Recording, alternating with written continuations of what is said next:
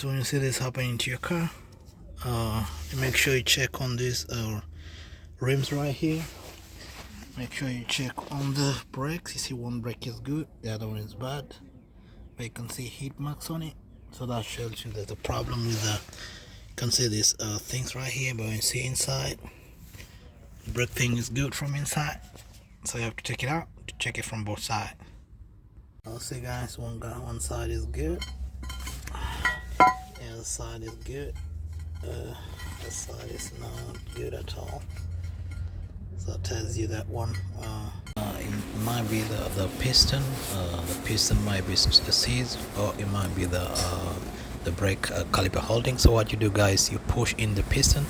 If it goes in smoothly, that means the piston is not bad. So that means it might be the caliper holders or the brake holders that might be having a problem. So you make sure also you check it out. Let's see this one right here. This guy might be the culprit right here.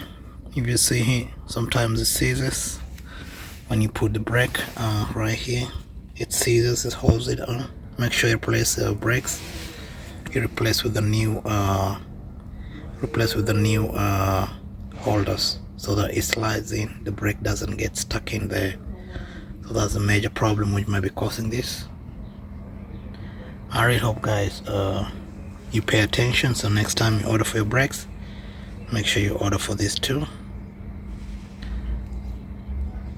Yeah, so it helps out so the brake doesn't get stuck in there. So sometimes what happens is the brake pads gets stuck in there, gets stuck, it doesn't move like freely. So that's the main cause which causes the thing to get stuck and doesn't move around. So make sure you change this stuff guys, make sure you take them out, these ones,